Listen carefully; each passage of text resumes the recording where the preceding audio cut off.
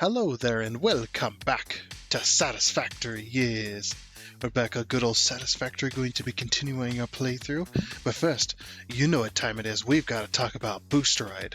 And before I even do that, let me tell you that should you wish to get a subscription to Boosteroid, the cloud gaming platform, uh, there is a link down in the description below that will help you do that. And if you decide to use that link, I do thank you because you do help out the channel.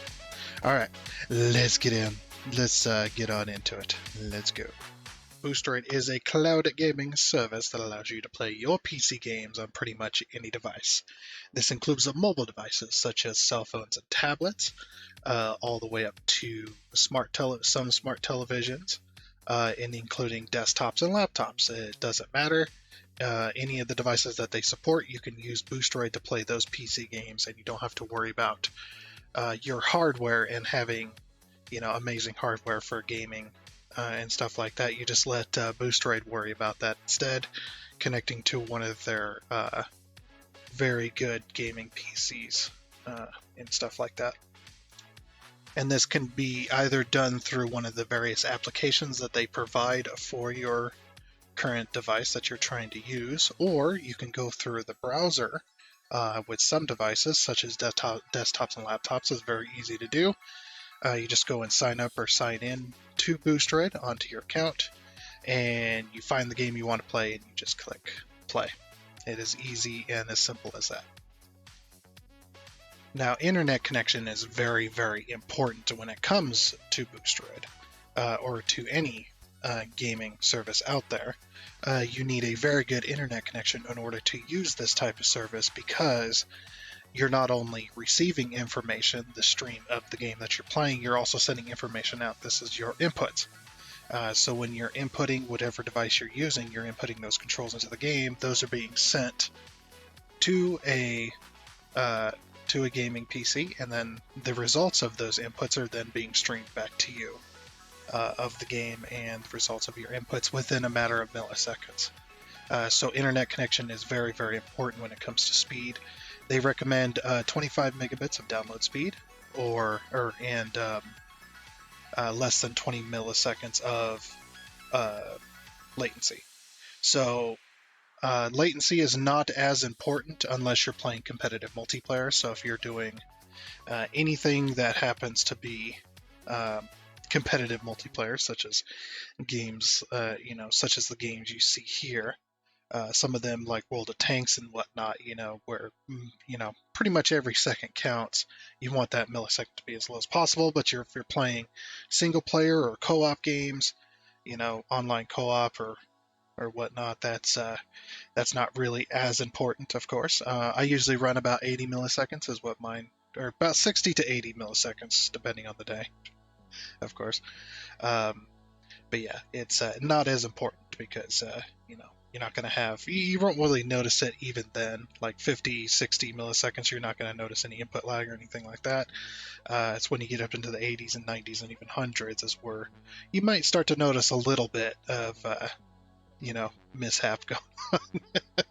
But it is one of them things. So yeah, like I said, internet connection is very, very important. But if you just don't have the milliseconds to play, or to be under the 20 millisecond mark, that's okay, just as long as you have over the 25 gigabytes of download speed. But the higher the better, of course, and the more smooth your experience is going to be while using the Boosteroid platform. Boosteroid also supports many, many games. As you can see here, you can sit here and scroll forever. Now I'm using Opera GX in order to run my Boosteroid. Just using a browser is just so much easier for me. I do have a gaming PC, but it is nice to not have to use the hardware, considering my hardware is very old and very out of date. So it's nice to be able to do that. But yeah, you've got tons of games available and whatnot. As you're scrolling through these games, like I said, no installation is required onto your device, so you don't have to worry about storage space either. Like I said, the only thing you got to worry about is internet connection. But as you're scrolling through these games, you're going to notice a few different things. So there's a few different things, like you're going to notice there's like the Steam icon and the Epic Games icon. That basically just means that this is the Steam version of this game, this is the Epic version of this game, and whatnot. So that's just on those stores, Steam and Epic being the big ones. And if you notice any other icons, those are mostly on the free games and stuff like that. You'll just notice the icon for the developer usually, if it doesn't have a platform like Steam or Epic. And you might even start noticing these newer ones, which is the Xbox logo and stuff like that. They did a deal with Microsoft, and they're adding games from the Xbox stuff. So really awesome, really cool stuff going on. You're going to notice a few different other things too, like I mentioned, the free underneath the free one, and then you got the license required here. So with any of these games, if it says free, if it doesn't matter if it says free or if it says license required, you do got to have a subscription to Boosteroid in order to play those games. And you're probably wondering why, and this is just because you're still using their servers and their computer, their hardware, in order to play that game, no matter if it's free or not. So that is why. Because you're still having to access that computer in order to play that, because these are all PC games for the most part. So, but the license required, basically all that means is that you need to own the game in order to play it. So I like to use SnowRunner as an example. So if you're searching for a very specific game, you can scroll through the list, or you can search up here. I like to use SnowRunner, like I said, as an example for most of this, because it's got two different versions. They've got the Steam version of SnowRunner, and they've got the Epic version of SnowRunner. When you click that play on whichever version, it's going to take you to the Steam or the Epic, depending on which one you clicked or which one you tapped, or however you're doing it. When you're at least when you're in the browser and stuff like that. So click play, and it's going to take you to the login, and you're going to log into your account either through Steam or Epic, and then it's going to launch the game. So if you don't own the game, it's not going to launch, of course. But yeah, that's pretty much that. If you have this, you see this little plus icon here, that just adds it to your library, which you can go over to the My Games section. And once that pops up there, you will see that all the games that you've clicked that little plus icon are all going to pop up here. Like I said, you can search for it or look through their library and stuff like that. But one of the things that they did add recently, this was a little while ago. It was still recent enough. If you link your Steam account to Boosteroid, you can it'll automatically look through your library of games, pull all the games that Boosteroid supports, and puts it all into your games library. So that is a pretty cool neat little feature there as well. Alright, then there's also a few things to mention just real quick here. On some of these games, you're going to notice, like when you click on when you're looking at a very specific game, you see this here. You're going to notice that it says cloud saves. That's one of the things there. So just like if you were on your computer playing that game, when you exit the game is going to then save to the cloud either through Steam or Epic's cloud service, and it'll be saved to their servers, that save. So this is very, very important, because Boosteroid, that's how it gets your save for those games, is it pulls it from that. It has they have access to the cloud servers on Steam and Epic, so they pull your save and then that loads it up onto the computer that you're playing, and then you can continue to play your game, whether you're no matter what. So that's pretty much how that works. But you might come across this. This is one of the things, is games like Dyson Sphere Program. You're going to notice this is in yellow. So this says local saves, and basically your progress is saved with the Boosteroid servers, because before it can't pull a game. It can't pull a game save that isn't saved to the cloud, and the developers of Dyson Sphere Program did not include that in their game to have the cloud saves. So you basically, if you go to play this on Boosteroid, you're going to have to start a new game. But if you do start that brand new game and you save, it's going to save to Boosteroid servers instead, and then you can then it'll pull that save from there. So, which is a really cool little thing. They didn't have to add that, and they did. So, really nice for these specific types of games. It's very few and far in between. You may not ever run into this ever at all, or very rare, but that's pretty much how that is. So that's basically the explanation of that. So one other thing too is the reason that Boosteroid um, has to pull from those cloud saves is because Boosteroid does not have access to your personal computer and your files. So um, that basically means that they can only pull from the internet, from the cloud, of that stuff that gets uploaded. So this also means that mods and third-party software not supported. Games like Satisfactory has a Satisfactory mod manager. That's a third-party software in order to run mods, and they don't allow that. So they just want you to play the game as intended. However, there are a few exceptions to the rule. One of them is Steam Workshop. I don't know how Epic does it, how the Epic Store does it, but Steam, you've got the Steam Workshop, and a lot of the time you'll go to play a game on a PC that you don't normally play on. The Steam's going to recognize that the mods that you had downloaded for that game, for that save, are not there, and then you can go and retrieve those, or it'll automatically do it for you in those cases. So that's a whole nother thing. The other thing that is kind of exception to the rule is games like SnowRunner here. SnowRunner has a built-in mod manager, and you're connected to the internet, so you can just get your mods for your save that way.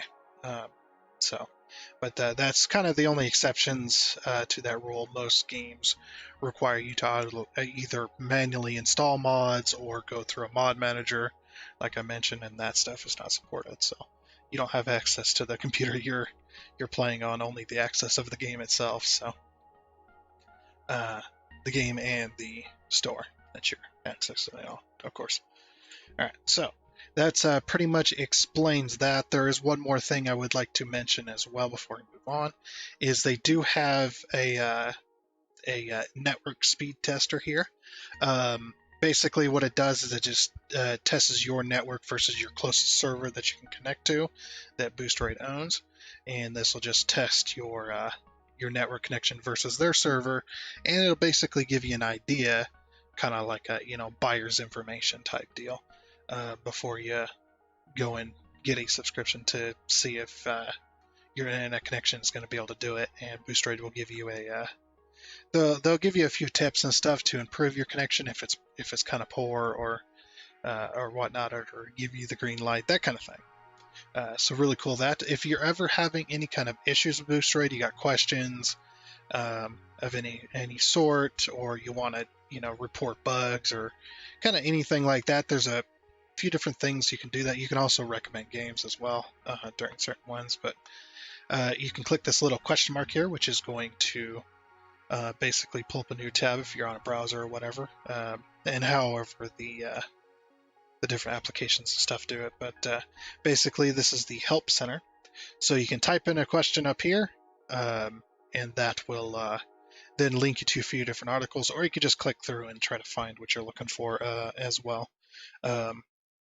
And they just general tips and all kinds of other cool stuff. So just a general help. Now, if you do have a subscription to Boosteroid, you can use this little pop-out tab here.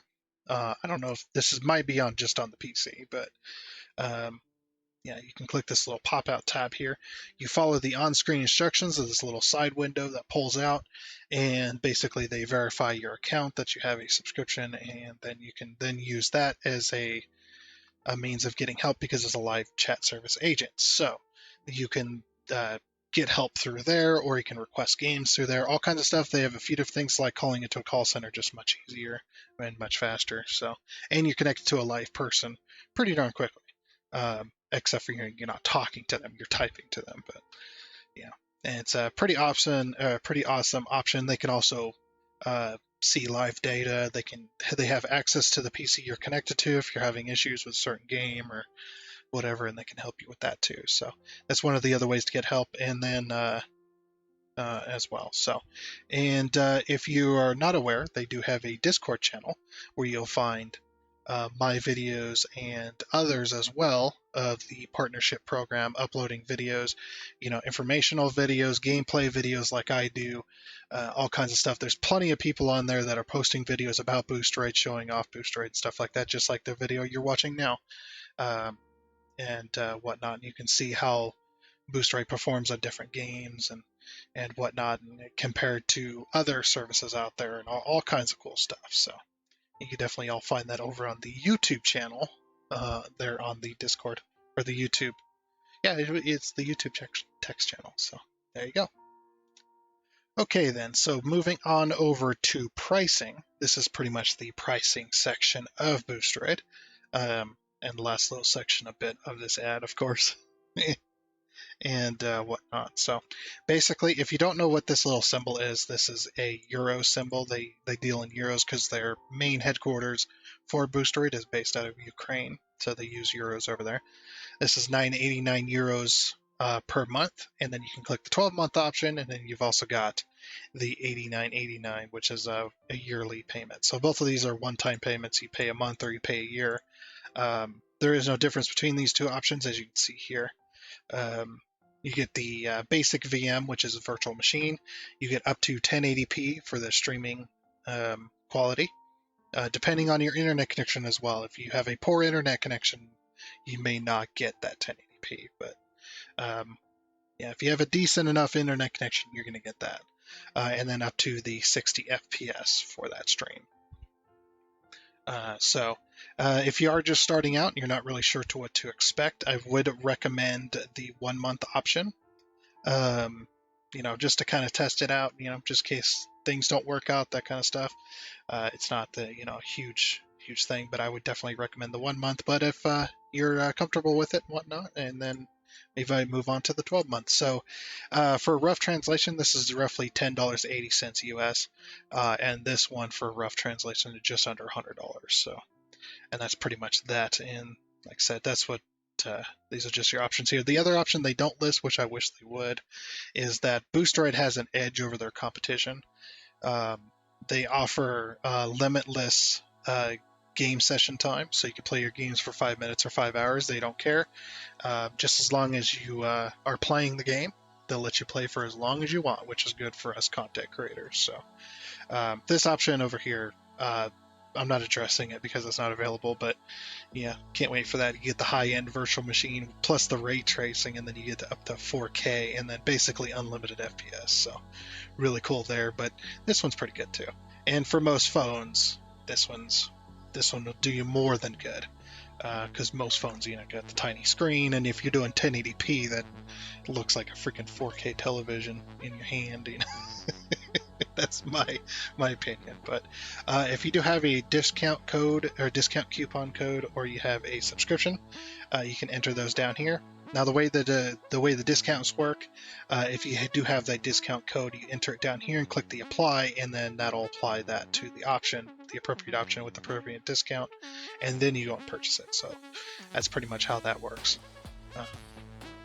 as well. Alright then, and I'm pretty sure people ask, what do you get paid to promote Boosteroid and stuff like that, and the quick answer is I don't get paid. So yeah, for Boosteroid, I do not get paid for that.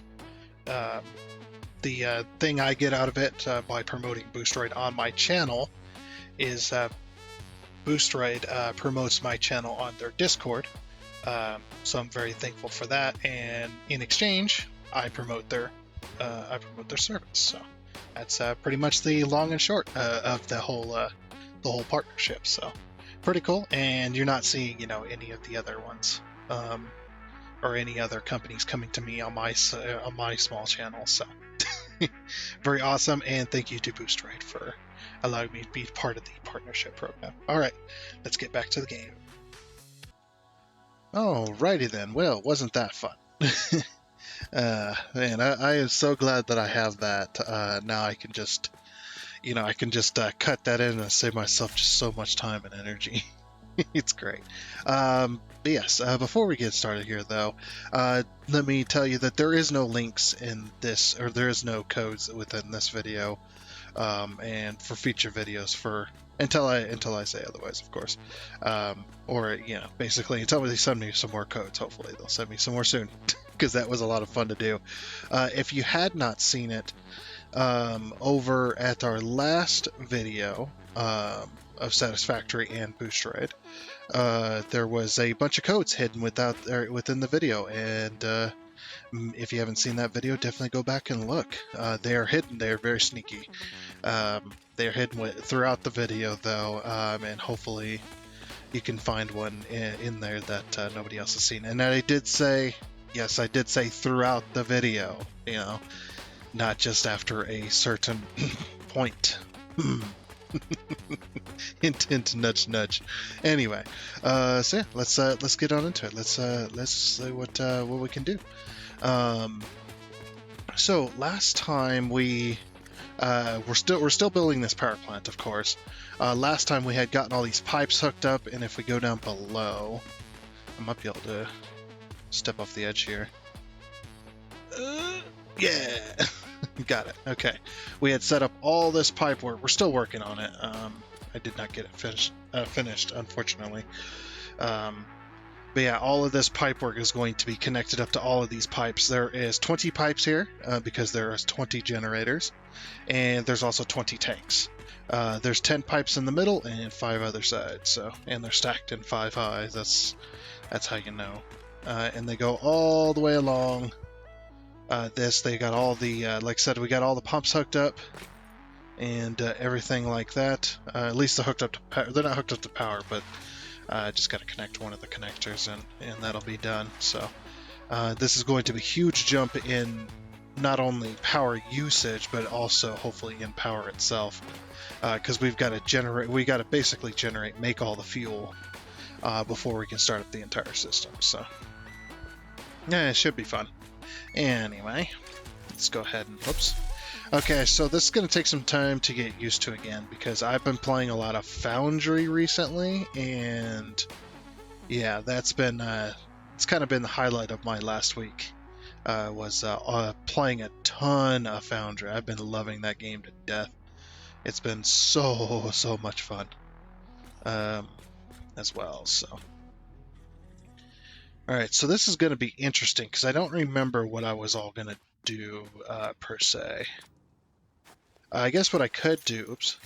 See, this is what I mean, is like, yeah, it's just, okay, here we go. Getting stuff figured out again. Can I make that a full corner? Oh, I'm out of copper sheets. I completely forgot. I need to go get more copper sheets. Okay, well, back to base. Back to where we're making all of our stuff. I wonder if I could make that. Let's hit the right click there so it stays out, and then, oh. He didn't even jump. Failure. That's so freaking funny. Come on. Let's get up here. Let's go ride the lightning. Yes.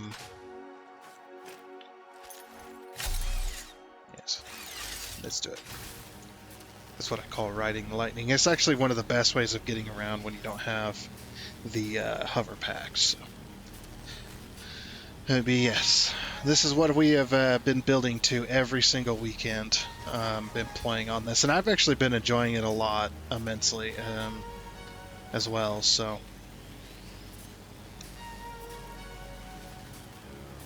it's been a good time. Looks like we've built quite a bit. I don't remember if I let this game run at any point or not. Oop! This is gonna hurt. Ow, my knees. Screwed that up. Where's all my concrete? Oh, is it broken? Yeah. Oh yeah. She's full. She's full and the belt is empty. It's NVIDIA DLSS, I believe. That's what causes that. Oh, I completely forgot. Whoops. Hold on. No, not that one. This one here. There we go. I completely forgot about the little overlay. I like that little overlay. It tells me how the game stream is going. My latency has been down extremely very low today, which I am enjoying immensely because the game is so responsive right now. I love it. Usually when I play on Boosteroid, it's usually sitting around 60 to 70 is about the average. And then it jumped up to 80 and 90, and I get like this, I get a little bit of like input delay. It's a very slight input delay, but it is there, it is noticeable, so I kind of have to be a little more deliberate with my movements. Copper sheets. Oh, autosave. Copper sheets. Autosave. Truck. Sand. Dirt. Space elevator. Well, which one of those does not belong anywhere near each other? Okay, so over here should be copper sheets. And we got all the plastic over there, so we don't have to worry about that. So I'm just going to grab as many copper sheets as I can hold.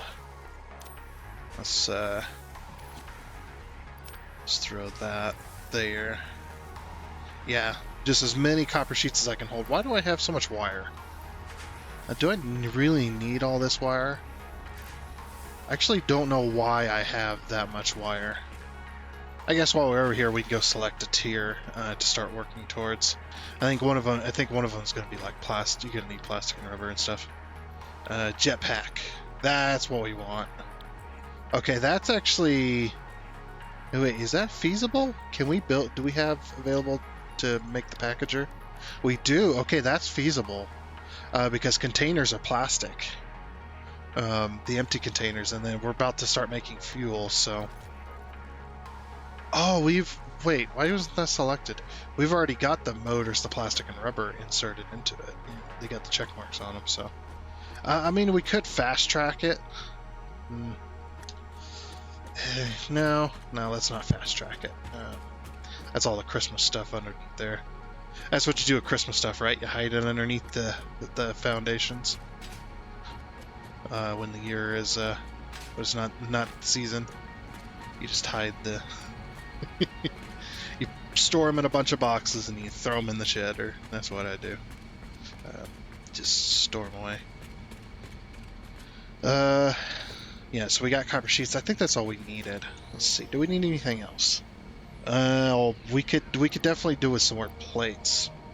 I'm gonna get rid of this wire, and we'll grab some plates and rods. Because, man, that's way too much wire to be carrying around. That's freaking bit over 2 stacks. Yeah, we'll just throw them in here. And in case you don't know, this box goes to a sink. There's the sink in there. Alright. That should be good there. And then we'll grab some, we'll grab a stack of plates and a stack of rods, and that'll be good. The reason you need plates and rods is for like all the connectors and stuff. Like the conveyor, or not the conveyor, the pipe lift, the pipe lifts and pipe stackers and all that stuff needs plates and rods. So it's always good to have an excess on hand for all that stuff. And how are we doing on concrete? We don't really need that much concrete, but I think we might have some over there, so yeah, we're just gonna grab some plates. Okay, we had 3 stacks of plates, so let's get rid of that. Let's grab 3 stacks of rods. Where's the rods being made again? Oh yeah, over here, by the screws. We actually we have that recipe, that cast screw recipe, which is really nice. Okay, 3 stacks of plates, 3 stacks of rods, then we got an empty slot. I think we'll go back there with that. Yeah, we'll just get up here to ride the lightning, and let's head back over there so we can. Oh, jeez. Yeah, let's head back over there so we can get some progress done today. Alrighty, and here we are. Okay. So let's get these connected, shall we? I think what I'm going to do is there is a little bit of a thing going on that we got going on here, and I think it's because these are one foundation off. Look, if I try to put like stuff on the ceiling, this is the level it's going to be at, which is, as you can see, this one is much higher than this one. So I've actually kind of made this harder on myself because it doesn't matter if I try to do this. See how it has that kink. I mean, I'm not going to shame anyone's kink, but that ain't right. I'm sorry. Anyway.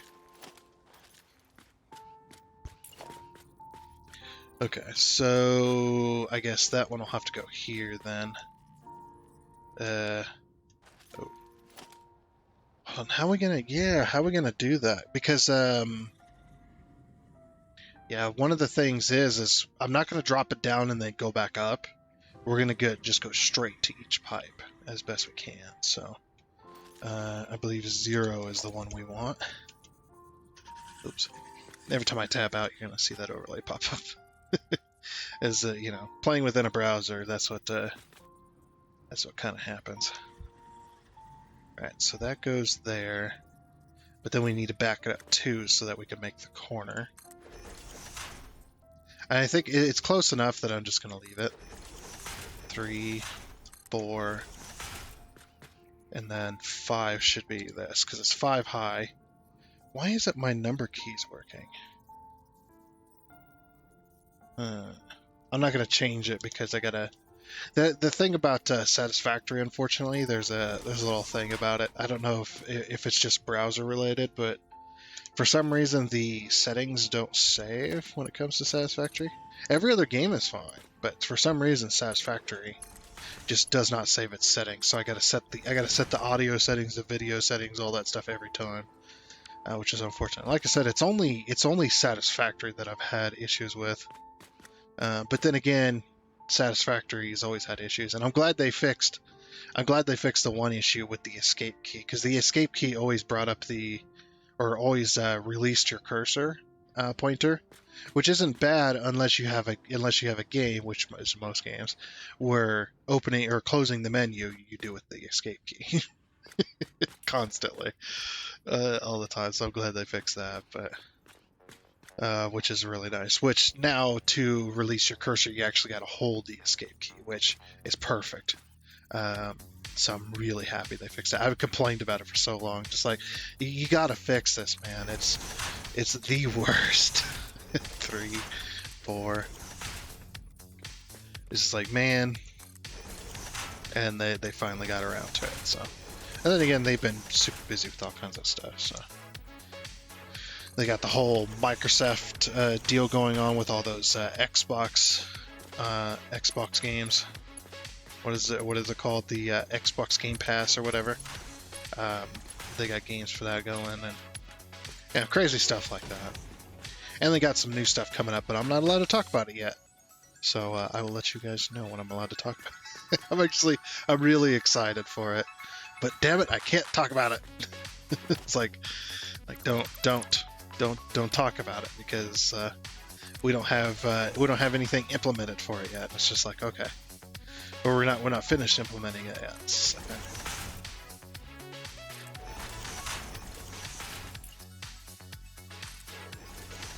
not that I would anyway. Yeah, I'd never talk about it because they didn't. So basically, what kind of happens, I guess you could say, like the slight process, is they send us a bunch of stuff and say, this is what's going on, and here's what you're allowed to talk about. You know, share this with your viewers, whatever, however you like to do it. Basically they give us news, and then we relate the news to you guys. Of course, I don't do that because I'm what you call a gameplay, Boosteroid gameplay player. So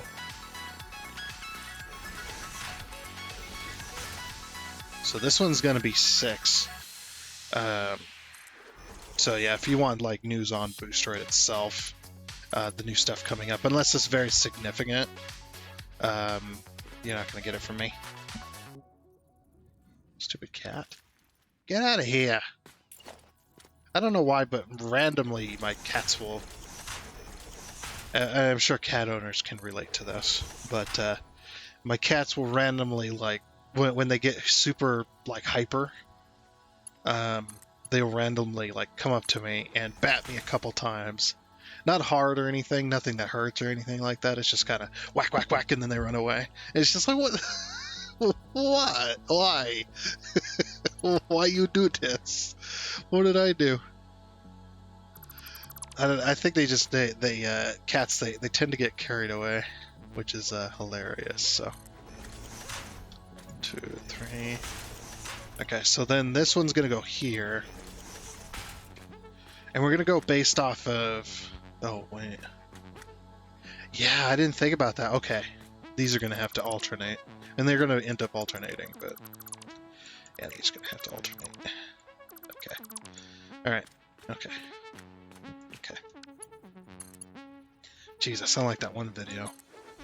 I've seen this one video of this guy. He's trying to talk to this girl. He's trying to get to know this girl or whatever, and he's like, okay, so right, right,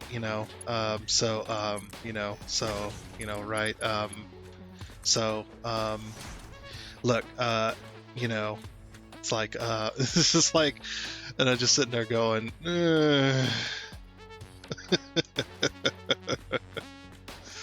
oh man, to be young like that again.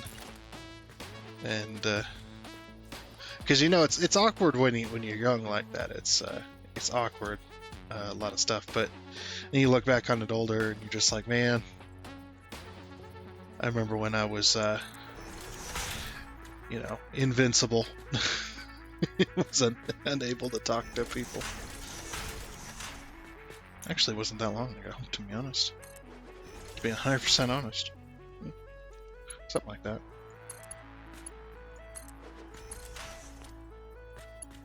Okay, so then we're gonna have to go like that.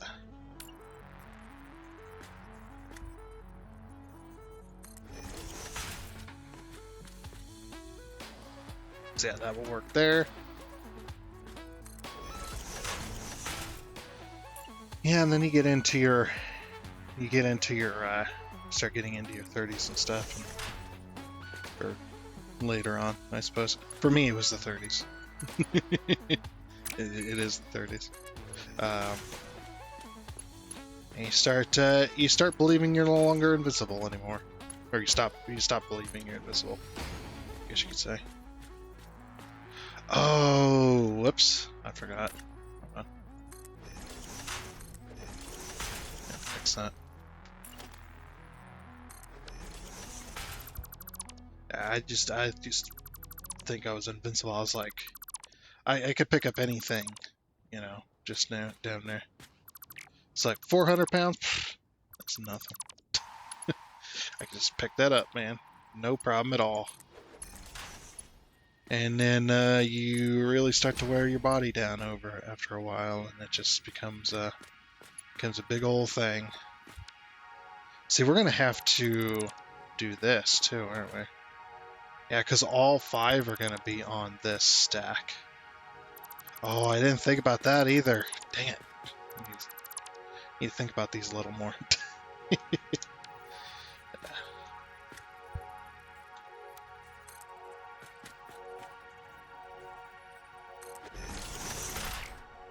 I have to reconnect this, just to make sure it's connected. Alright, so then that'll go there. Whoops. That's not what I wanted to do. So that'll go there.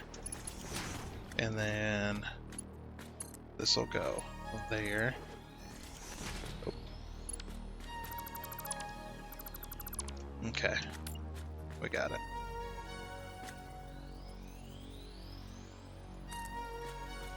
So, yeah, just like that. Perfect. Okay.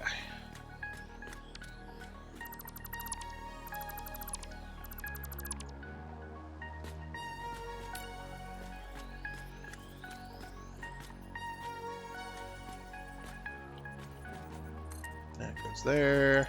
Okay. Sweet. So that's basically how we're gonna do it. Oh yeah, that's why I put the splitters there. It's because we gotta split each one of these as well. Yeah. Yeah, I gotta split each one of these. So this one is not only gonna go here, but it's also gonna go here, because it's one machine per 2 of those, so. Yes. Alright. So then we'll continue that there and get it all painted. Because my goal for this episode is to get this. I want to get this at least making fuel, so then we can, do other stuff. So, all right. let's get to it. Alrighty. Well, that didn't take forever at all. It actually did take a little bit, but I did manage to get it done though. So this is how the splitters are going to work. They're going to move to each one of these, and then they're going to move down the line. I think we're going to throw, after each one of these, I want to put a valve to make sure there's no backflow. I don't think there would be because the way it is, because the way the gravity is feeding it. But yeah, I guess if we have issues, we'll throw it on there. But yeah, everything is hooked up on either side. Like I said, one machine per, or one fuel or one fuel machine, one fuel processor per tank per two tanks per two fuel generators. Yeah, something like that. Whatever it might be. But yeah, that worked there. So the next thing we got to figure out, I'm going to be putting supports to kind of support this little T-crossing here. Basically what I'll do is we'll just grab one of these, put it right in the middle. Let's do the zoop. We have to line it up. Yeah, so something like that. And I think what we'll do is we'll use these supports in a meaningful way as well. Like they're not going to be just, there's a little bit of lag there.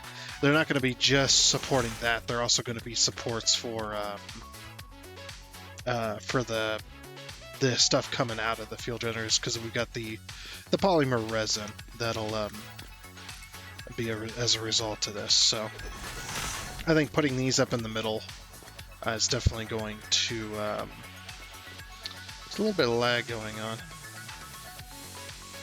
But, yeah, that'll definitely be a good supporting system for each one of these, and also be a good supporting system for the polymer resin belts. A little bit dark down here.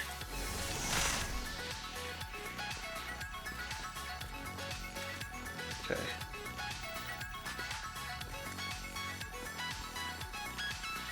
Okay. Oh, we've already done it. I was like, wait a minute, where's the support? Alright, so this is going to be interesting. I think I want the belt right below the pipeline. So we'll go with that. So I'm just going to throw this here, just for a thing. All right, let's pull out our belts. So this is where it's going to get a little bit weird, but we're going to use the belt lifts to kind of help us out here, and hopefully they'll connect. They should, but every now and again you'll get a case where it won't work this way. We'll give it a try though. Okay, so what we'll do is we'll throw a belt there, right? So that's going into the pipe, so we don't want that. We want one below. So like there, yeah. The other thing I need to do is I do need to go up. And before we get too far into this, let's look and see how much polymer resin per bank we're going to be making. Because I think I'm going to have two sinks, one for each side. That'll probably be the best, and I'll keep it balanced too. And I might put no, we won't do that. Okay, nah, I'm not gonna do that. We'll have them down below, I think. I mean, we could bring them up above, but I don't know where I would though, because if I put them out here, then that kind of ruins the building. We could have them outside, just kind of like in the corners. That'd be okay. Yeah, that would be okay, and then we'll like put them in like a little shack of their own, maybe, or something to that effect. Anyway, okay, so these are going to be making fuel. This is the recipe here, and it's not going to be 30 because we're going to overclock these. Yeah, because if we overclock these, this is 150 crude oil per minute. We take that 150 times 10. Which is 1,500. Oh, no, wait. Do we overclock these? Actually, now I don't. Now I don't remember because it's way too much fuel. If we do it this way, that's 600. That's where we're going to be. No, we're going to be pumping 900. 900 crude oil, right? I'm pretty sure because. Here we go again. Because I can't. I keep forgetting the damn numbers. I need to get some signs going. Do we even have signs available? We do not. Damn. Okay. So we need to go down here, figure out what node this is on. Okay, so this one's doing 300 per minute, and that's on a normal node. So 600, 600, and then we have another 300, so 600, 900. Yeah, 900 oil. The reason I say 900 oil is because there's two impure nodes and there's two normal nodes. The normal nodes do 300, the impure does 150. This is fully overclocked on each of these. So we know we're pulling 900 oil per minute. That's going to be fun to separate, by the way. I forgot about the separation. We're going to have some balancing. Okay, so we are pulling 900 oil per minute, which is the max we're going to be pulling. So we need to figure out what's going to be the overclock. Do we overclock each one of these by 1?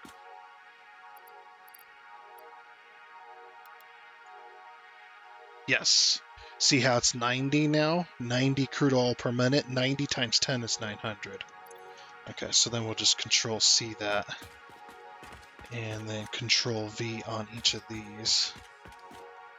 And what that's going to do is that's going to not only copy the recipe to make fuel, but it's also going to take an overclocking core or power shard, whatever you want to call it, out of my inventory and set the overclocking speed that I have set for that.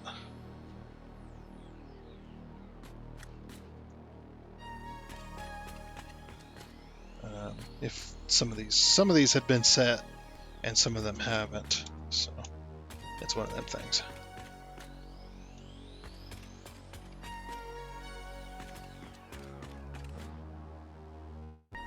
Oh, a little bit of lag there.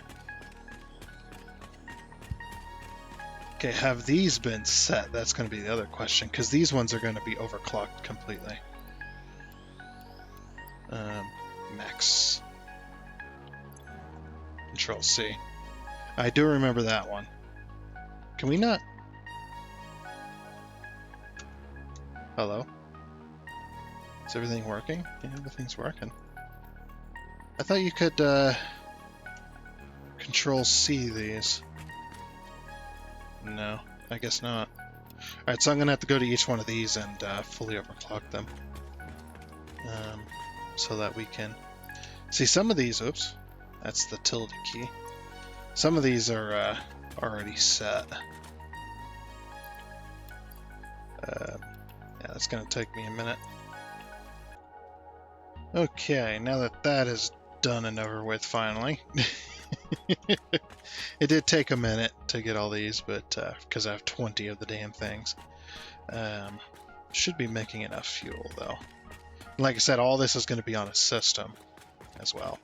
Okay, so we know we're going to be producing 45 times 5. That's not even close. Or is it? 45 times 5. That's 225. And then times 10, that's 450, which I think is what our belt actually is anyway, isn't it? Oops. Yeah, everything's working. Don't want to press the wrong button there.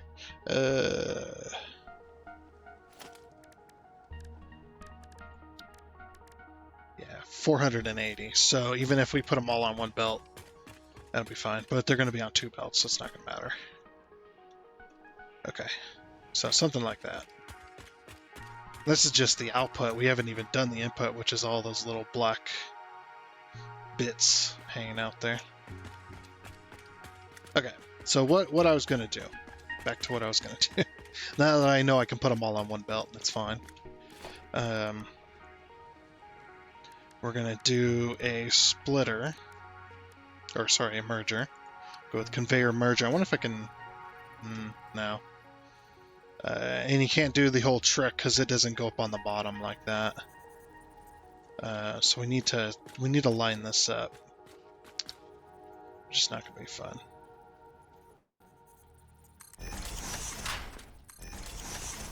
That's about the only way I know of.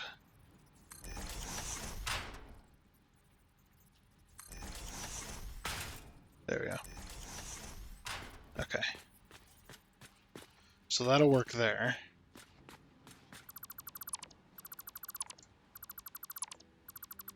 This might take a little while.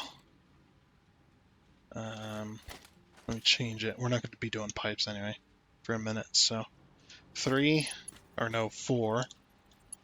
There we go. So we can come from either side. It shouldn't matter.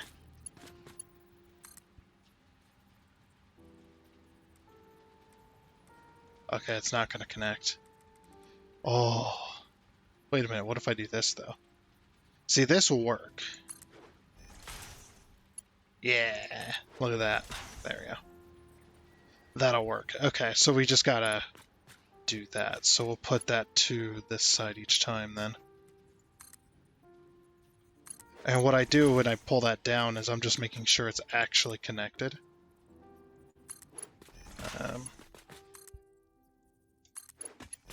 Or at least hoping it is. Okay. So then, from there, whoops, there's too many ladders to climb. Too many ladders I can climb. Let me just connect all these. Ah! Damn it. Too many ladders! Okay. I wonder if I can do a splitter here, or a merger. 9. No, 8. Will that lock in place? I was gonna say, will that lock in place with that there? What if I did this? No. I'm trying to shortcut, basically. I don't know if that ruins the lift or not.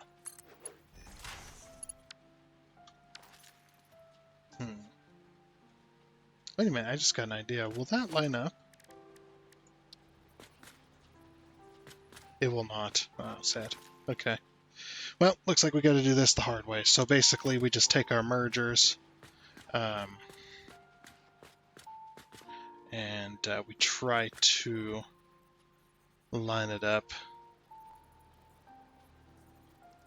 right here.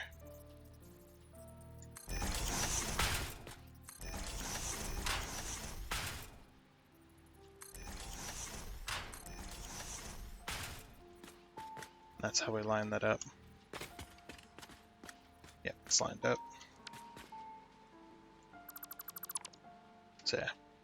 Again, gonna take another minute to get all this hooked up, and we'll do the other side as well, and then we'll go out and see what we're gonna do with the excess, where we're gonna put our sinks and stuff. Okay, so now that I've got all of those hooked up, all the belts, all the mergers and stuff, everything is very nice. I even got supports going.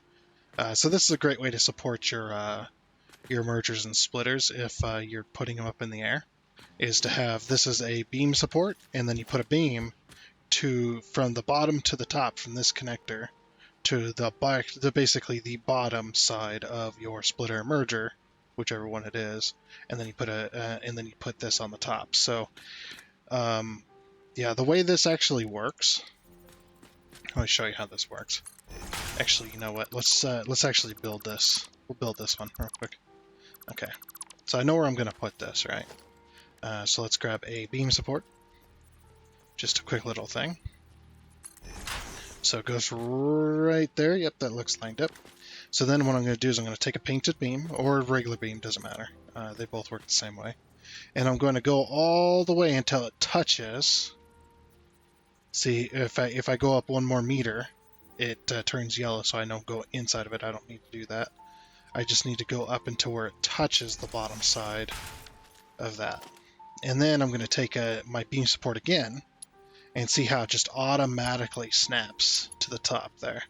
If you put it one lower, it'll actually snap it, because the beam, if you actually hold F on the beam, or push F on the beam, so you can see the beam is inside of the, it's actually inside of the beam support, so yeah, and that's how it works. And it looks like it's bolted in and everything's all nice, and nice solid steel beam holding those up. So just to, create a little bit more support for all of this. And I did do that on both sides, and I'm going to leave these blue, by the way, just because that's like Boosteroid colors, so it works. So now we've got both of these supports. I actually ran these specific supports, I ran these all the way to the ceiling, so it looks like they had support, because we're going to have to connect to this, because of how close this one is. And this one doesn't have a pipe support like this one did, so because everything's kind of offset. But it does work, so. Anyway, so like we were talking about before, we're going to go up here, and I'm going to try this out. I'm going to try putting down the sinks for these. But I want to put them this way. And I want a little bit of space in between these two. Because, let's see, the wall is going to be there for the building, or should we expand it out?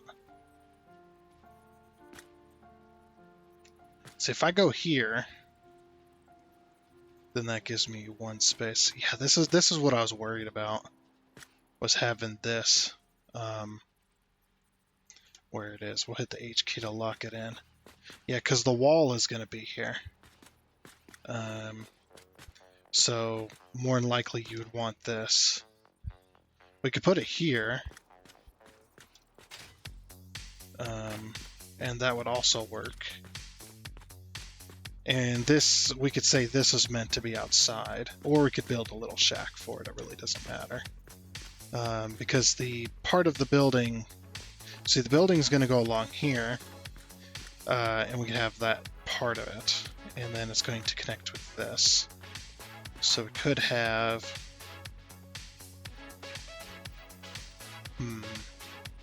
just trying to think, how would this exactly work? If I could expand this out one more section, I probably would, to be honest with you. But that would be way too much, because it's going to be crazy. These are just so big. Getting these to freaking fit. We could run this to here and call that good there.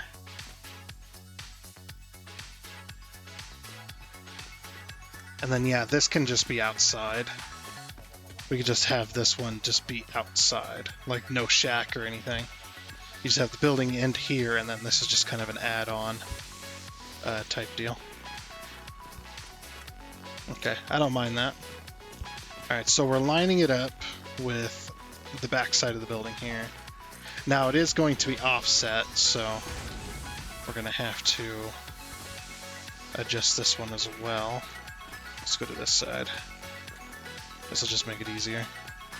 So we want to line it up with this part of the building here. And line it up at the edge. Hit the H key to lock it in. Okay, there we go. Just like that.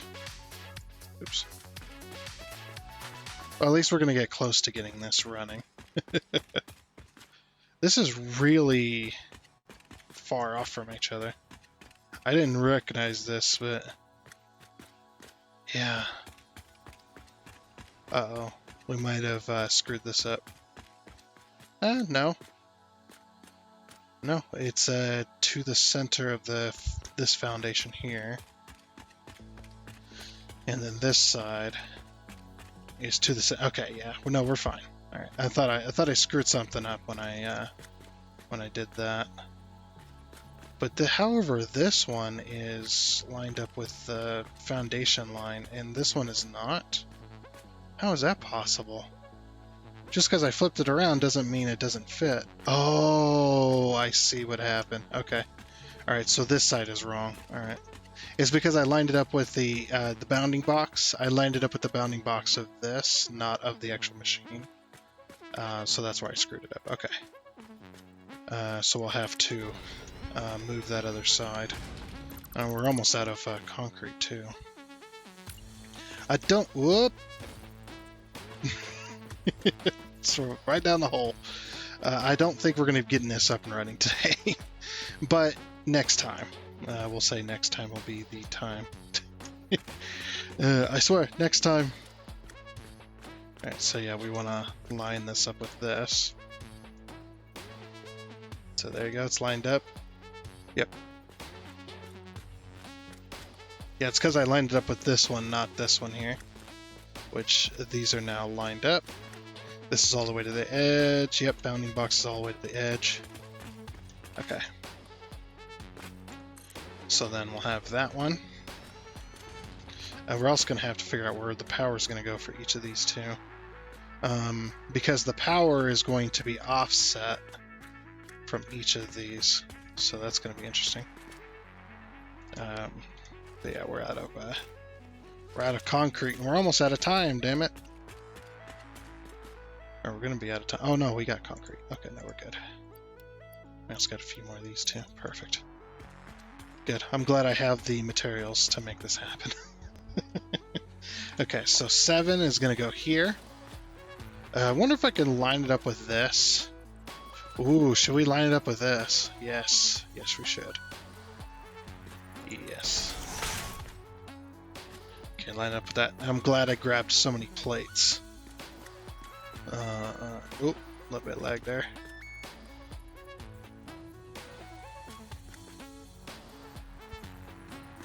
Line it up with this, and then right up against there. So yeah, we're like right up against the staircase here. What we should probably do. Let's grab some walls real quick. Oh, a little bit of lag there. Stream quality dropped. It happens.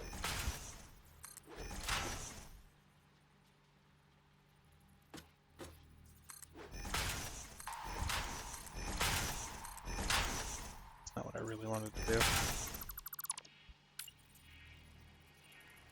There we go. Just like that. I'm putting this wall in here so that so that we can get her down. Okay. So then basically this part of the building is going to be like this.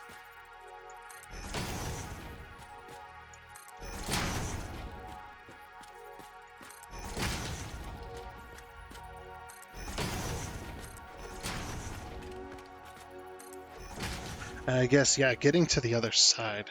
Oh, you can just walk around. Never mind. Then getting to the other side is going to be interesting, but no, you can just walk around. So then we'll put 4. Do that. Do we have the road barriers yet? I wonder if we do. Architecture. We do. Okay, cool.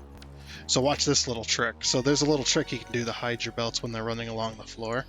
If you don't want them hovering, what we can do is we can take a belt, run it to there, make sure it's straight. Now the belt does have to be straight for this, and you have to do 90-degree corners in order for this to work. And you can do this a variety of ways, but one of my favorite ways is using the road barrier. So if you notice, the road barrier is about 1 meter tall. I think it actually is like exactly 1 meter tall.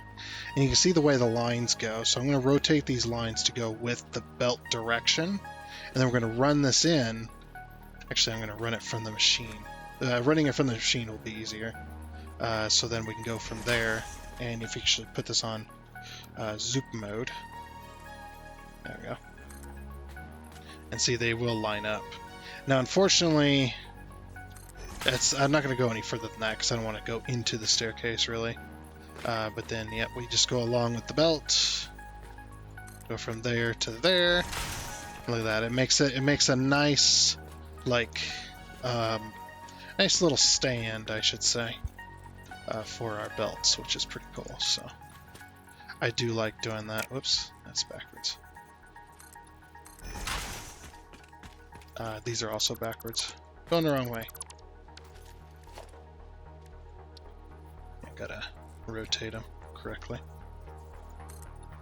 And it's really nice, and it just ties your belts in with your actual factory. It makes things look good.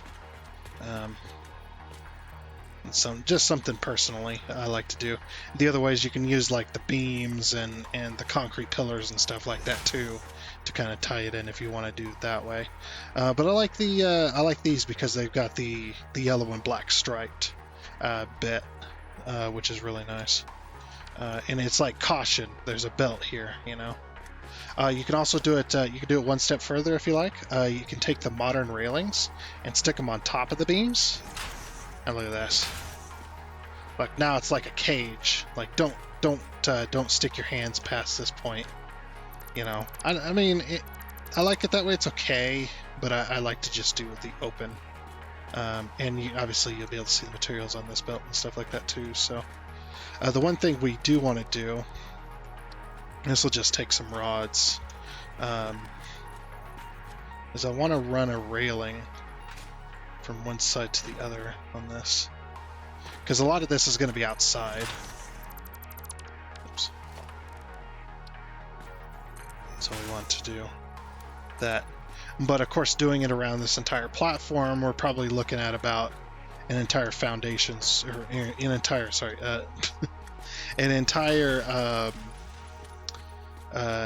inventory's worth of rods, stacks of rods, because you can see like just going 10 costs 20 rods, so that's a lot of rods. But I just wanted to put this here so that it's harder for us to fall off. As you can see, you can run up against this and it's fine, just as long as you don't jump. Okay, so then we'll do that. Okay, so that works there.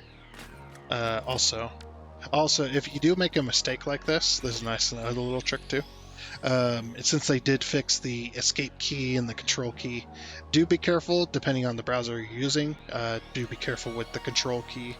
It can definitely close out windows and stuff like that, and do all kinds of weird, funky things to your play session. So definitely keep that in mind if you're using a browser, and depending on which browser. I use Opera GX because I'm able to disable hotkeys, so I don't have to worry about it. So, you know, just a nice little tidbit, use Opera GX, because the other browsers don't allow you to change those hotkeys, as far as I know. But I got a door wall here that I'm going to be putting down, and what I'm going to do is I'm going to hold control, and then I'm going to use using the mouse wheel does not work correctly. It's trying to scroll. I should probably get rid of that too. The zoom function, which will allow me to do that. But I can hold control and I just basically flip the door to where I want it. Then I can just click and it replaces the entire wall. Is everything working good? Yep, after that little mistake. Okay, perfect. And then, yep, then we've got our staircase. And of course what I'm going to do is we'll take this wall here. Let's go all the way to the bottom.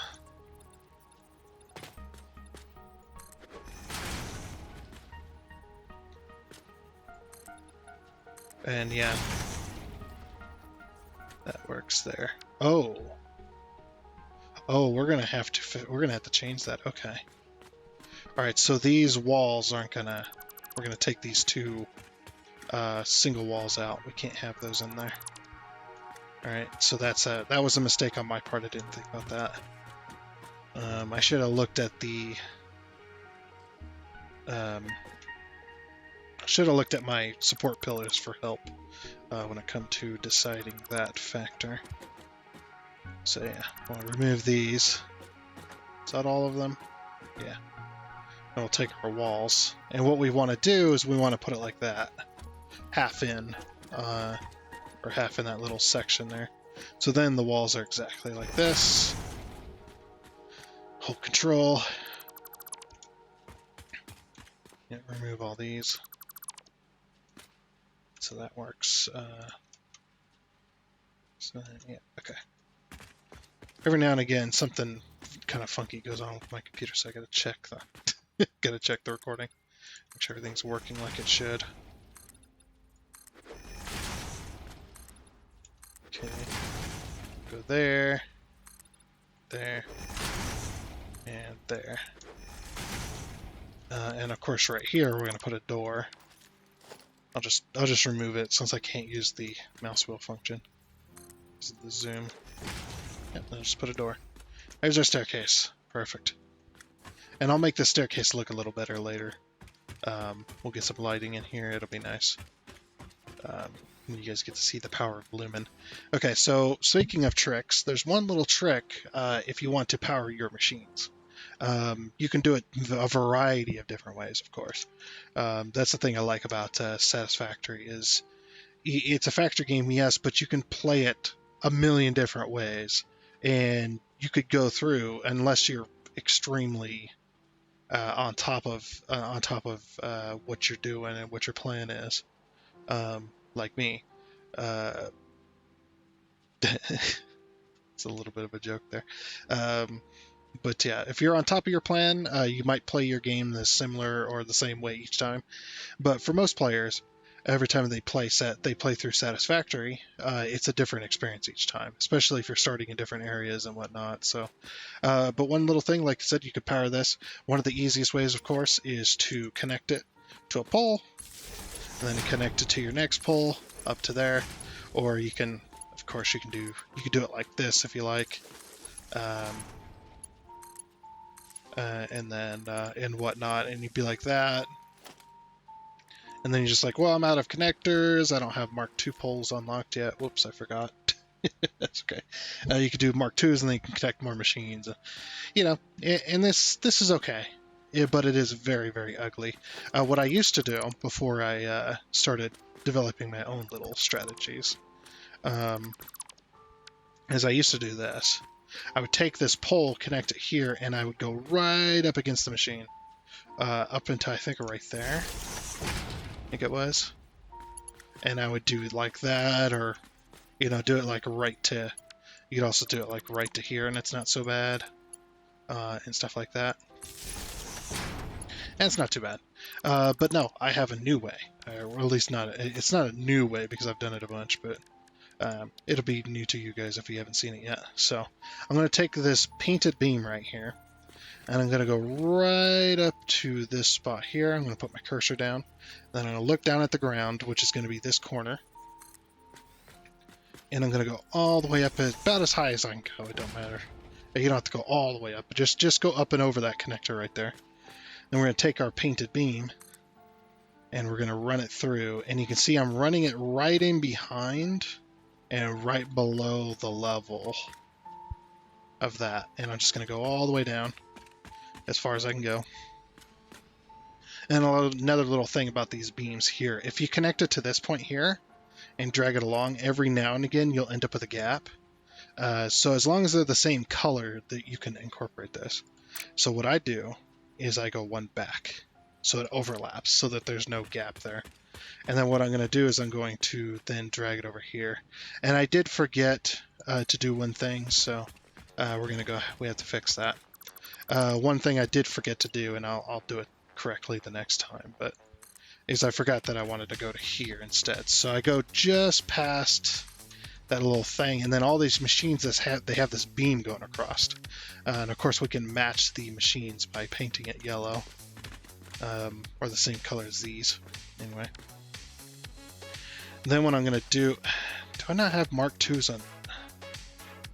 I don't have any kind of Mark II. Hold on, let's pull up a MAM and see what this MAM. Let's see what it takes to unlock those Mark IIs. I really like them. They're underneath the Caterium research. Okay, Mark II, let's do it.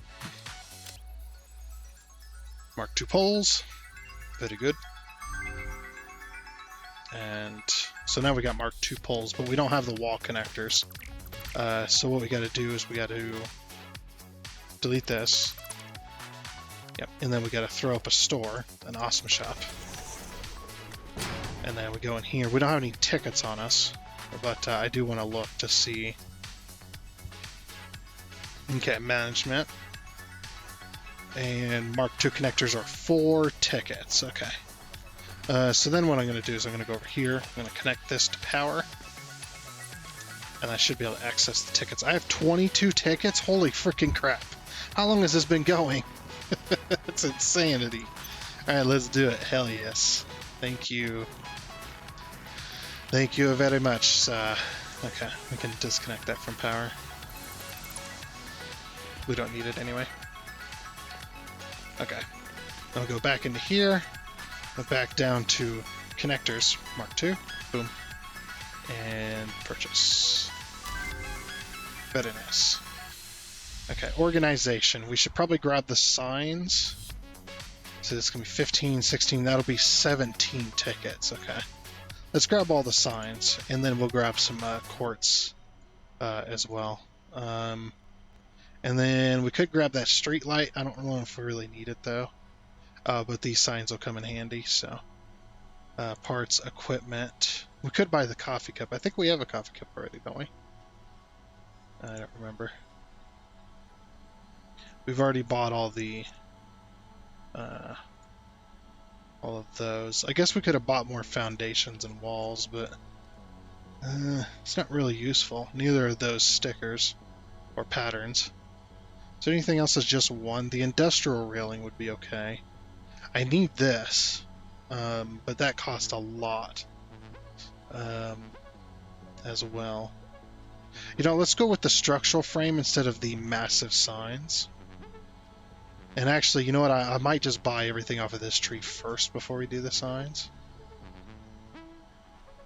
Yeah, let's go organization. Or actually, we could just do this. So delete all these. We don't need the signs right now. I might buy these, the tiny ones. Anyway, let's go over to, what was it, the architecture. I definitely want this, because that's going to help us out later here. So that's 10 already. 15. We could buy that, or we could buy the roofs. Ooh, the roofs would be really good. So 15. Or wait, what are we at? No, we're at 10 right now. So 10, 16, 17, 18. That'd be 20. The roofs would be really good.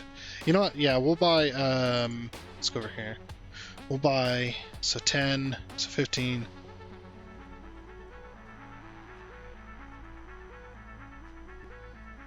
We could buy the display signs. Yeah, and then back over to architecture. And we'll buy the industrial railing as well. Yeah, that'll be okay. Okay. There should be our 18. Purchase. Alright, so we got a bunch of new stuff. Cool. Didn't realize we had that many tickets. Then again, I had upped my the amount to see the standard the points we were making was like 9,600, so that was per minute. So it's not it sounds like a lot, but it really isn't. But anyway, then I can show you that little trick I was going to do with the staircase. So now that we have those, okay. So now we have this. I like to use the reason I did the Mark IIs because I really like the Mark IIs. See, the Mark 1s are just like a stub in the wall.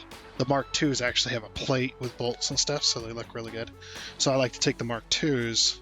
You could do this with the Mark 1s, it doesn't matter. But the Mark IIs look nicer.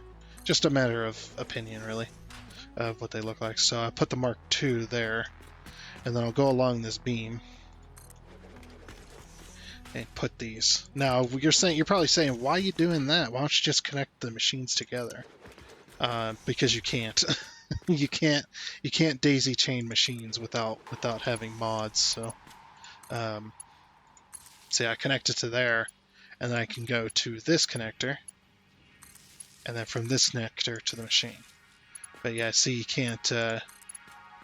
You can connect these two machines together, but that's it. It's useless. You can't. See, I can't click on the machines. I can't connect to anything from those two machines. So yeah, it's utterly useless. I'm wondering why that is even implemented. I wonder if they had a point at some time they were going to allow you to daisy chain machines, but then they decided against it, and they just never removed the ability to connect two machines together. because that you cannot do anything with that. It's literally useless. Other than, wow, you've connected two machines together. You should feel good about yourself. uh, Congratulations. Oh, jeez. Okay, so again, this one I'm going to do correctly. So what I messed up last time was what I should have done. Let's go, okay, that doesn't connect to there. Right there. So what I do is I'm going to go right to there where it touches that part of the machine. And then we'll go across to here. Then overlap it.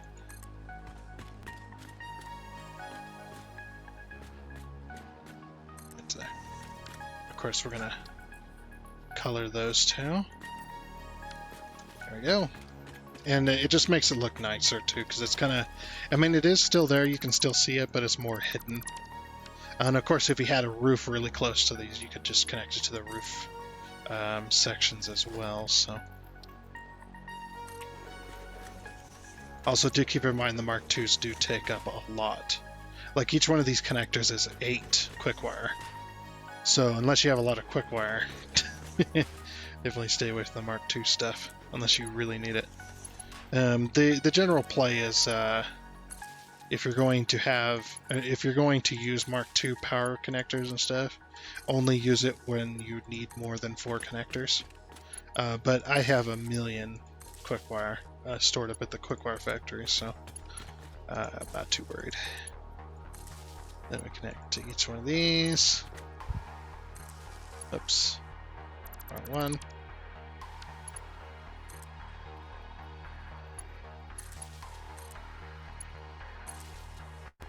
Okay, so each one of those should be connected now, which is very nice.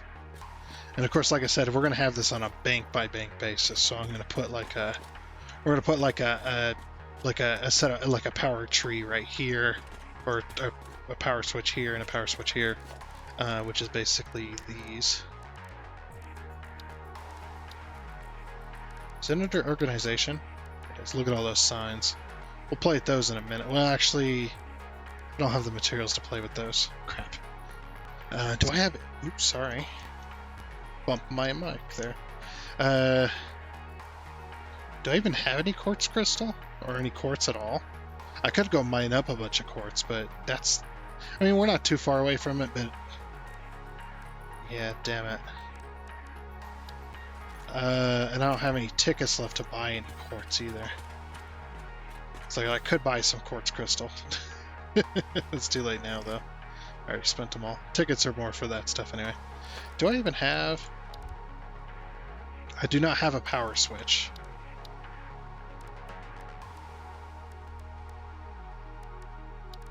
I thought I would have. Really? What would that be under? It's been a while. That'd be under organization, but I guess not. Let's check the store again. Actually, it might be under the MAM, you know? Let's check that. I don't think it's under... Oh, it is. It is under Conterium. Okay, so we need to make 50 of those AI limiters. Okay, so that's going to be production. Pull out a little craft bench. I should be able to make 50 of those, I would think. I don't remember, though, what it takes to make an AI limiter. Can we even make those by hand? I think we can. Should be able to.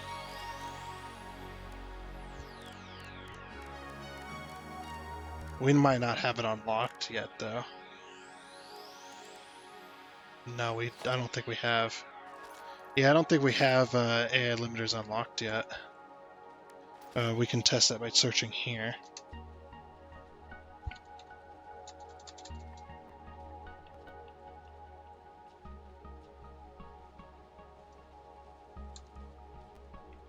Just testing all the different... Yeah. Yeah, we don't have AI limiters unlocked yet. So we couldn't get that if we wanted to. Well, I'll just have to do it the old-fashioned way then, which is basically connect it via power. Okay, well, that is that.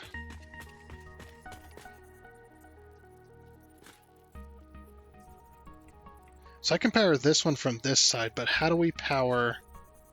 Oh, that's interesting. How do we power... Do we power in front? We line up with the power connector, which is right there. Then connect it to there. Okay. Is that too close? Okay, that's not too close. But then we run it...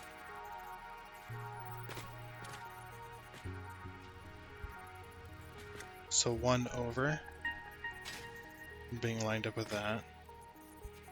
So it's lined up, and then we go there. Okay, and this one is just to here. So yeah, here.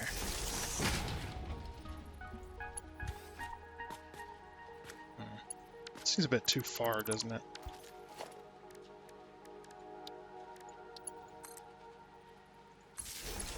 Like there would probably be better. Okay. So then we'll adjust those for here.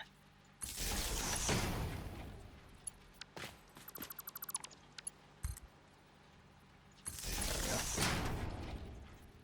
Yeah, that looks good. And from here to here. And then we'll use like this this part of the building, we'll use that as like a way to pull power. Because it's probably going to be like here. Like this. Because these are outside, right?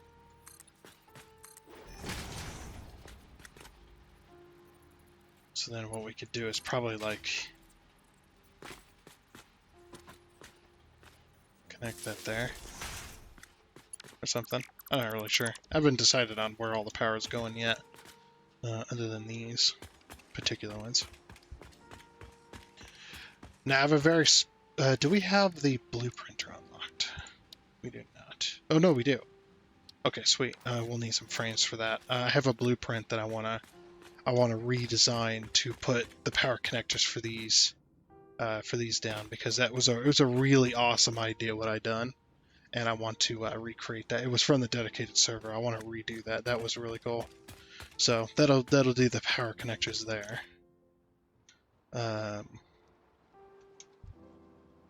Okay.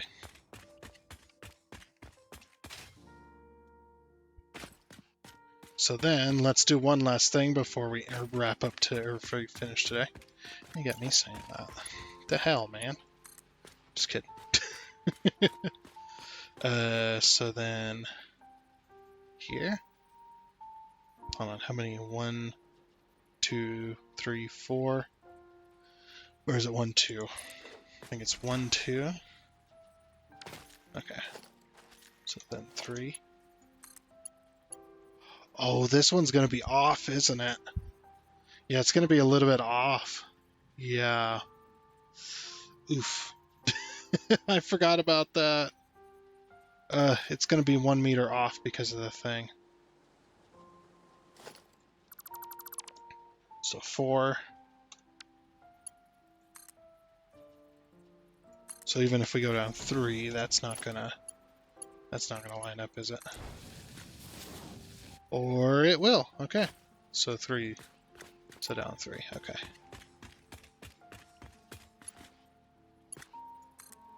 1, 2, 3. And then 3. Okay, perfect. And that's like touching inside the wall, so we'll just pretend like the wall kind of cuts in and helps support it. Because I can't put wall supports there, it's too close. It'll work though. And then what we do for this one, we take our frame pillar. We go right down, I think it's right here in this corner. Turn that to zoop. Oh, actually it was right there. And we could, I think we put it on the ceiling too. Hit the H key, push it in. Perfect. So we just give a little bit of frame structure to the to that coming out of the ceiling there, since it goes so low.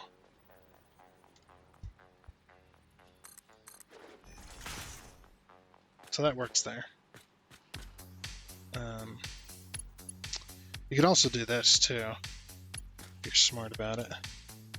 Oops. No, that wasn't smart. There's a reason I bought these though. Those will be another time.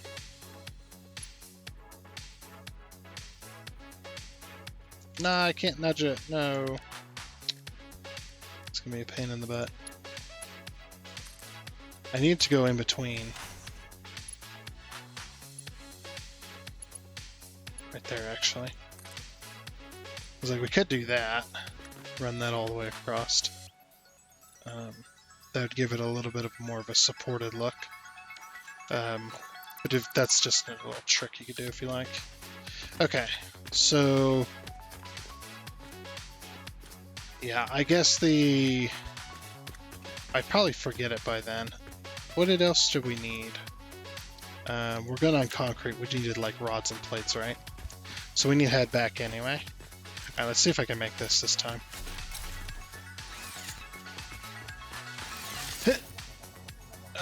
Nope. I don't have the jump. I tried. Let's go ahead and head back up.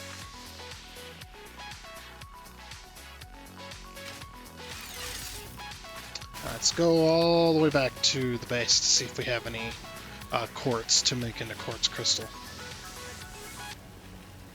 Also, just remember too that I do need some quick wire, so we'll fly up here. Well, we'll ride the lightning up here. Hey, technically, to grab some quick wire. Whee! Okay. So we have like I said, we have a million quick wire. I'm gonna grab a couple stacks because we're gonna end up using a lot of it. So, and these are specifically on. This one is specifically on Mark III, so that it doesn't ever outpace what's going into the box. So the box is always full.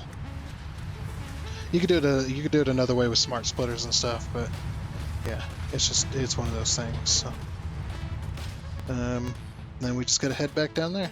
I don't know what's up with all the popping, but okay. Uh-oh. This is gonna hurt. Oh, I'm dead. Is that the first time we've died? I think that's the first time we've died. I think. Oh, the music stopped because I lost my radio. I think it might be the first time we've died. Maybe. I'm not really sure, to be honest with you. Yeah, you lose all your equipment, except for your legs, which I'm glad. We didn't lose our legs. That was always annoying when you lost your legs. Do I have, like, statistics? I don't think you can drown because you're in a suit.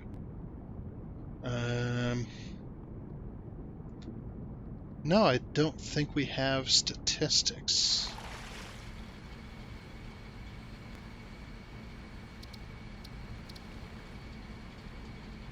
Feedback site.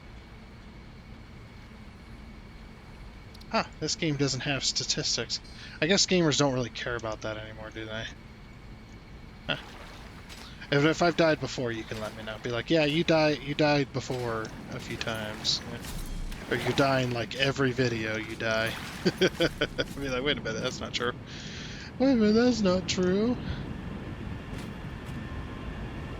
It's like as soon as I looked at my health bar and I looked at the distance we were falling. Yeah. So the one thing about this game is there's a little system in it that if you fall the first time, if you have full health, it doesn't matter the distance you fall. Uh-oh. Or no, we're over here. It doesn't matter the distance you fall, you will survive. If it's a far enough distance, you will survive with half a health bar. But if you don't have a full health and you fall a decent distance, it will kill you. Oh, there's my box. It's a good thing I'm able to access it and take all. They need to incorporate the Enshrouded system. If you guys ever seen Enshrouded, when you die like that.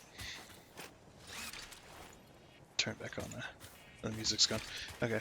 If you die in Enshrouded from a fall distance like that, or from when you go and jump and fly and you end up dying, it always puts um, your death bag or whatever, your corpse, it always puts it before you died. So in this case, it would have been up on that hill before I jumped off. Anyway, where was I? What was I doing? What were we doing? Oh yeah, quartz crystal. Okay. So I just want to kind of show this off because this is a really cool thing to do with Unreal Engine 5 and stuff like that, and what that little symbol up in the corner of all my thumbnails actually means. A little system called Lumen. It's not a system of Boosteroid, but it's a system of Unreal Engine 5, which is what this game is now on. Okay, so I don't need to make much, I just need to make enough to make a couple signs. Or just make it all. Just make it all. And then I'll go mine some more quartz when we need it. But yeah, we need quartz crystal to make signs, unfortunately. Alright. Okay. We'll throw the rest of the rock quartz in there. Okay, so now that we got quartz crystal, we can go to organization and we can make any one of these signs as long as we have the proper stuff. I will grab some plates and some rods before we head back over there. Yeah, let's get back over there. Alrighty then, back here we are. Okay, so we've got a little thing called Lumen built into Unreal Engine 5, which basically anything that's tagged as a light source, essentially. This is a layman's terms. It's not the actual official description, so you have to look that up if you want the official description of this stuff. But basically, it's anything that is a light source will provide light in dark areas. This generally means dark, complete darkness, but also can be shadows and stuff like that too. So you can see this is Lumen, by the way. Look how dark it is in here. Like, I can't. Oh, I'm standing in the wall. Like, I cannot see a damn thing. This is Lumen. Okay, now let me show you a little setting in here. So let's go into options. Let's go into video. Now let's scroll down. And this is in the normal game. This is, again, not a Boosteroid thing. But you can see global illumination. It's called Lumen. And it's for global illumination. Look what happens if I turn it off. Turn it off, click apply. See, we can see just fine. It's a little dark, but it's not like being outside. But yeah, it's not that great, and that's nothing. So it's just a little dark in here is all. Let's go back to video. Let's turn Lumen back on. Apply. Now, this is Lumen. We're in complete darkness. Oh my gosh, I can't see a thing. Okay, so isn't that cool? That is Lumen is like the coolest lighting system in my opinion. It's still work in progress when it comes to Lumen. I know the people that work on Unreal Engine 5 have said that it is a work in progress. It's not complete yet. It's not feature complete. But one of the things is, let me show you something. So let's go down here. We can vaguely see the wall in front of us. Let's turn off Lumen. Let me show you a little thing here. This is a really, really cool system. So let's turn off Lumen. Okay. And let's grab a sign. And let's say I want to put a sign here, kind of like a light. Even though I really don't need it because Lumen is off. We're going to put a sign here. And then what I'm going to do is I'm going to go up to that sign. We're going to change this to, we're going to do white lights. I'm having trouble. That's a boost right there. There we go. Apply. I guess I could just load the preset. That'd probably also work. there's that color bug again. Okay, there we go. Alright, so select image. Oh, wait, no, we want to change the layout. So let's change the layout to this. Alright, element settings. There we go. If I click enough, if I spam click, there we go. Okay, so we're going to take all that off. Now I'm going to put it on to emission strength 3. We can leave it as matte glossy, it doesn't matter. But now we have a little thing. You can see it kind of provides a little bit of weird reflection thing off our helmet, but it doesn't do anything as far as that.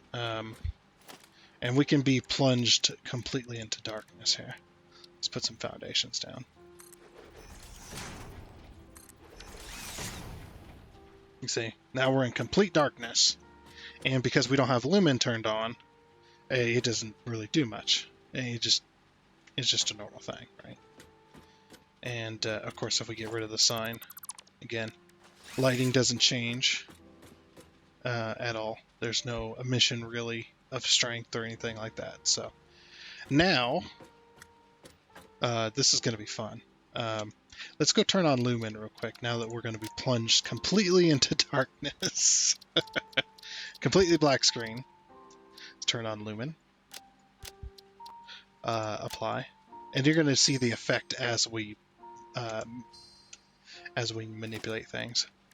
So what's really cool as well, if you're plunged in complete darkness like this. Let's go to organization. I'm actually going to do a longer. So, well, no, we'll do the same one. Let's see. So it's roughly there. It's going to be hard to tell where I put this. I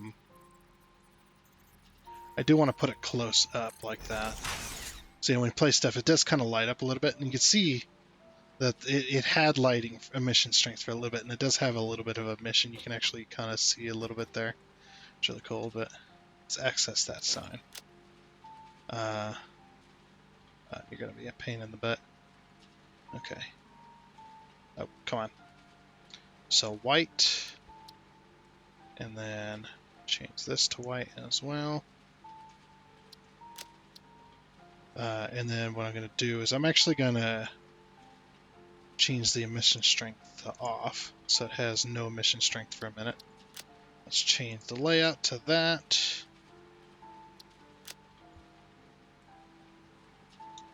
Okay.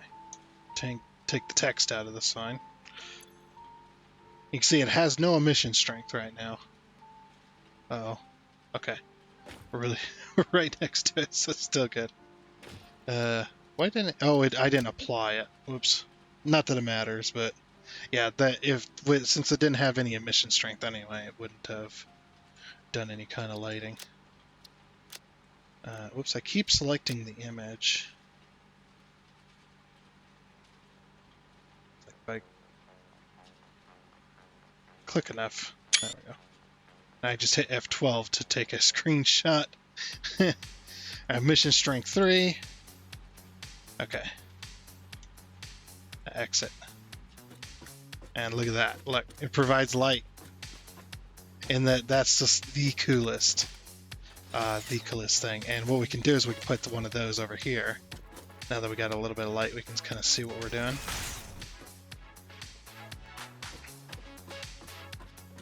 And we can go up to...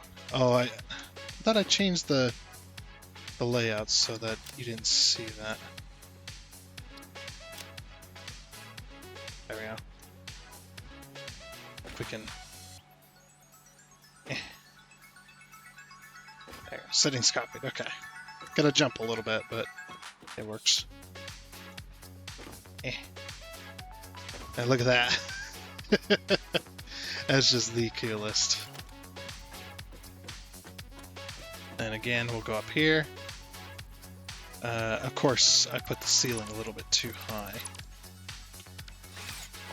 So do foundation 2, I think.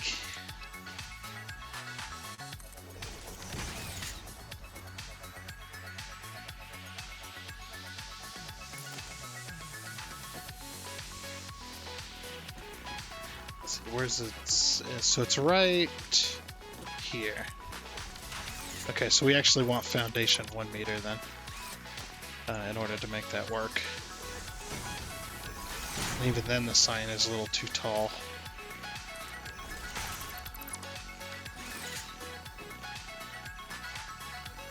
Now, of course, as well, the bigger the sign is, the more lumens that it's going to have, essentially. But yeah, I just love this system. It's just the coolest system. Let's get rid of that. We don't need that double. Yeah, and then we just keep going. Like now that we can see. Now, keep in mind though, this does take a lot of system resources to make happen, so it does take a lot. It's quite crazy. I'm gonna do is organization. I'm actually gonna do a bigger sign. So we're gonna get rid of this one. I'll change this. Now we can't copy from one sign size to another because there's two different instances of signs, so it's like it's not gonna work.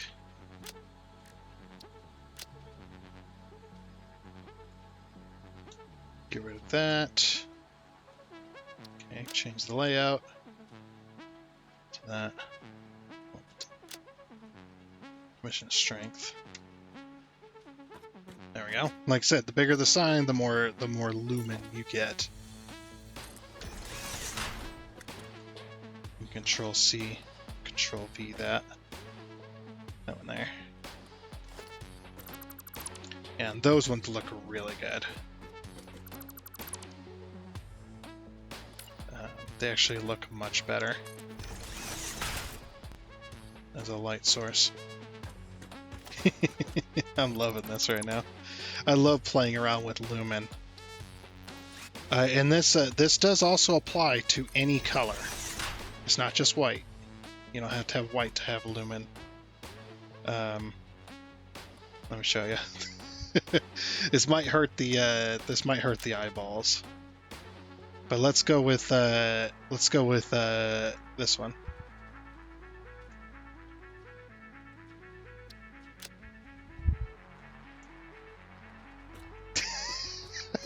It's a freaking black light, man. That needs to be a little more purple, I think. I think this one was a little more purple. Or do we need to go darker with it? Navigating this is a little bit of a pain. No, it definitely needs to be more purple. Okay. It's like that. There we go. Look at that. That's beautiful. Like I said, any color will do. We can do...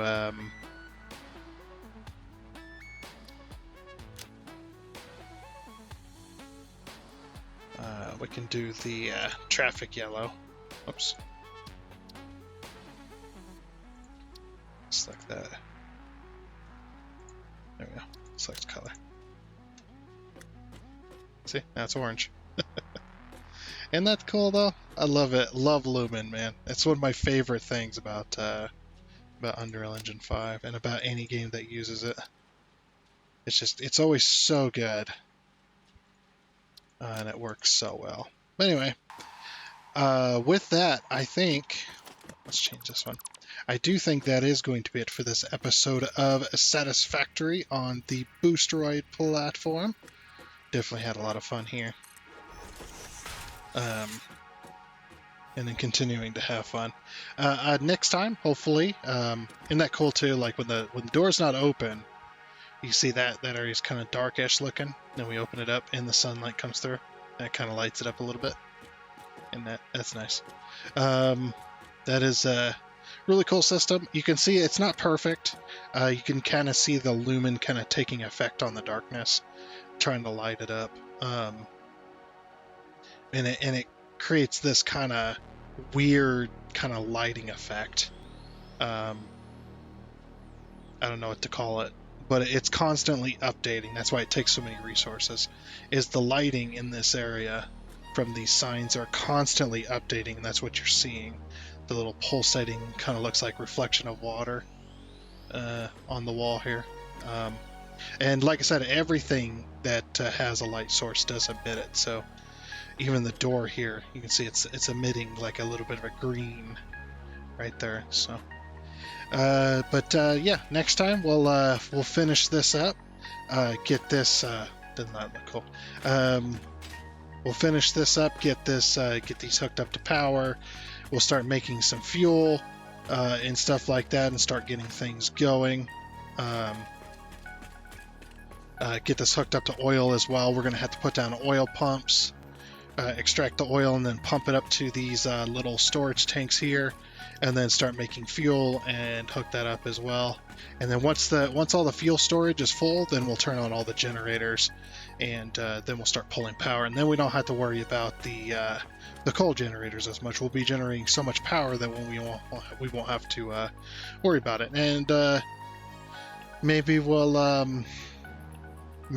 have a little bit of extra fuel on the side to make some fuel for our jetpack and stuff like that, and that'll be a little bit easier of ways of getting around. But anyway, like I said, that is going to be it for this episode of Satisfactory. I know we went a little bit longer today, but that's just because of the lumen thing. I wanted to show that off because it still baffles me to this day, even though it's been out for a while, how cool that works and stuff like that. But yeah, that is going to be it. So I do hope you enjoyed, and until next time, I guess it's a goodbye.